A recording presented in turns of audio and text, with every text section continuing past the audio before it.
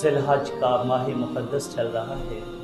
یہ وہ ایام ہیں جن کے متعلق پیارے آقا صلی اللہ علیہ وآلہ وصحبہ وسلم کا فرمان جامع المضمون میں ہے۔ آپ نے فرمایا کہ ما من ایام العمل الصالح فیہن احب الی اللہ من هذه الایام العشر او کما قال۔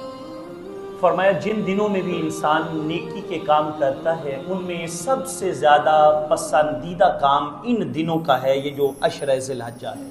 ایک اور روایت میں الترغیب و ترہیب میں پیارے آقا صلی اللہ علیہ وسلم کا فرمان ہے، آپ نے فرمایا افضل ایام الدنیا العشر، اس دنیا کے پسندیدہ ترین دن جو اللہ کے ہاں ہیں وہ ذی الحجہ کے پہلے 10 دن۔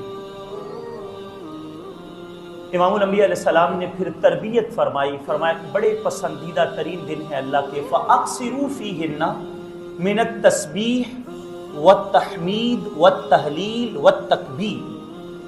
فرمایا یہ اللہ کے پیارے دن ہیں، ان دنوں میں اللہ کی بڑائی، کبریائی، بزرگی اور بلندی کو بیان کیا، کثرت کے ساتھ اللہ اللہ کیا، اللہ اکبر لا الہ الا اللہ واللہ اکبر وللہ الحمد۔